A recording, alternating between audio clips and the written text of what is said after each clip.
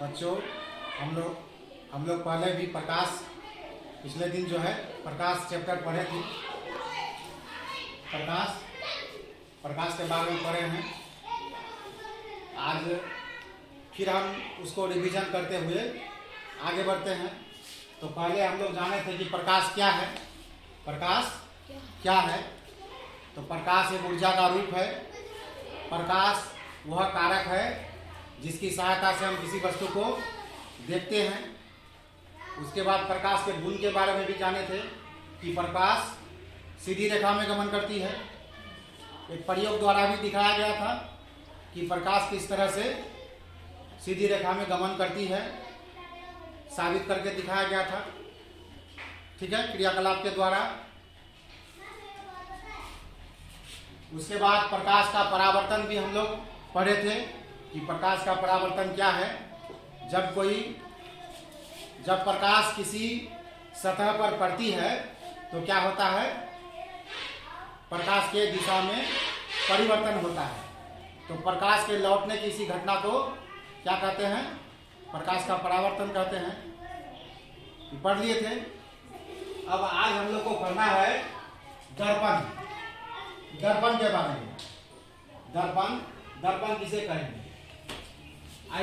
ऐसी सतह जिस पर चमकदार पॉलिश करते हैं उसे दर्पण कहते हैं, या जो प्रकाश को परावर्तित करती है दर्पण कहलाता है। देखो ना, दर्पण में क्या करते हैं, जिसमें चेहरा देखते हो वही ना दर्पण है। उसमें क्या होता है, एक तरफ क्या होता है, पॉलिश क्या हुआ होता है ना, तो वही दर्पण है। तो दर्पण को हम इस तरह वर्गीकृत कर सकते हैं, समतल दर्पण और गोलीय दर्पण। समतल दर्पण और कौन दर्पण? गोलीय दर्पण। गोलीय दर्पण दो तरह का होता है, अवतल दर्पण और उत्तल दर्पण। अवतल दर्पण और उत्तल दर्पण। ठीक है। अब पहले आते हैं समतल दर्पण में। समतल दर्पण किसे कहते हैं? जिस दर्पण की परावर्तक सतह समतल होती है। जिस दर्पण की परावर्तक सतह क्या होती है, समतल होती है, तो उसे कौन दर्पण कहते हैं? समतल दर्पण कहते हैं। ठीक है। समतल दर्पण मान लेते हैं, उसको एक क्रियाकलाप से हम देखते हैं कि समतल दर्पण, देखे हो ना समतल दर्पण को, आईना क्या है? समतल दर्पण है।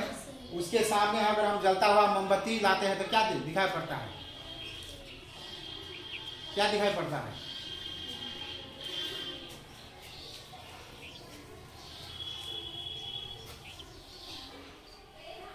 मान लिया अपना ही चेहरा पर देखते हैं। एक है बिंब और एक प्रतिबिंब। एक बिंब है और एक प्रतिबिंब। बिंब मतलब क्या हुआ, जैसे मान लीजिए जलता हुआ मोमबत्ती को हम दर्पण के सामने लाते हैं। मोमबत्ती, मान लीजिए मोमबत्ती है, दर्पण के सामने लाए तो क्या दर्पण में दिखाई पड़ता है? क्या दिखाई पड़ेगा? क्या दिखाई पड़ेगा? मोमबत्ती दिखाई पड़ेगा ना। उसका जो है उसी तरह का मोमबत्ती दिखाई पड़ेगा, दर्पण में दिखाई पड़ेगा। तो उसको क्या कहते हैं? जो हम आईना में देखते हैं वो क्या है? प्रतिबिंब है। और मोमबत्ती क्या है? बिंब है। ठीक है। मोमबत्ती को अगर हम आईना में देखते हैं तो जो मोमबत्ती बाहर में है वो क्या हुआ? बिंब हुआ। और जो आईना में जो मोमबत्ती देखते हैं वह क्या हुआ? प्रतिबिंब हुआ। प्रतिबिंब। तो बिंब क्या हुआ? बिंब क्या हुआ? ऐसी वस्तु जो दर्पण के सामने रखते हैं। दर्पण के सामने रखते हैं। ठीक है, दर्पण के सामने रखते हैं। और प्रतिबिंब क्या हुआ, जो दर्पण में दिखता है, जो दर्पण में दिखता है वो क्या हुआ, प्रतिबिंब हुआ। ठीक है, समझ में आया।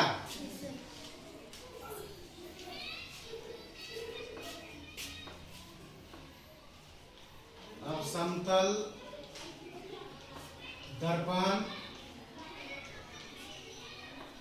की विशेषताएं।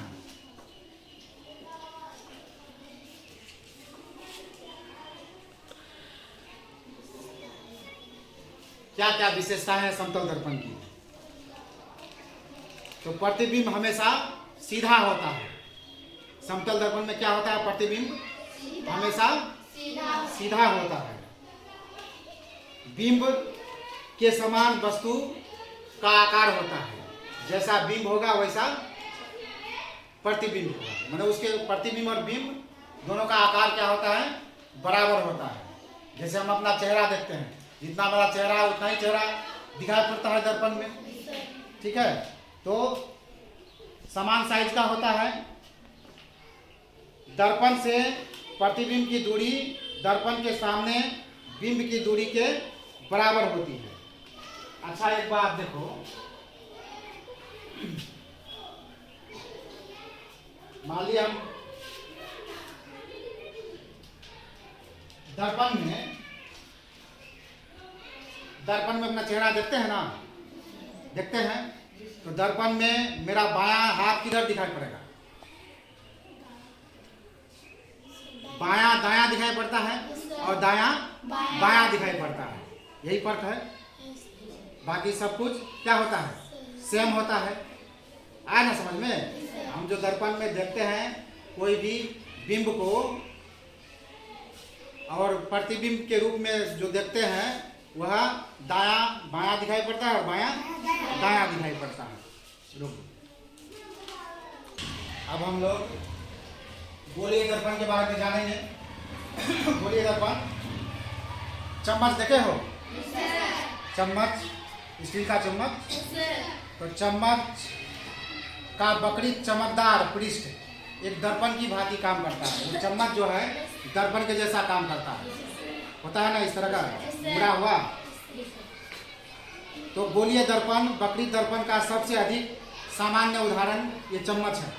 ठीक है, तो गोलीय दर्पण को हम इस तरह से परिभाषित कर सकते हैं, जिस दर्पण की परावर्तक सतह किसी खोखले गोले का एक भाग हो, गोलीय दर्पण कहलाता है। ठीक है, तो गोलीय दर्पण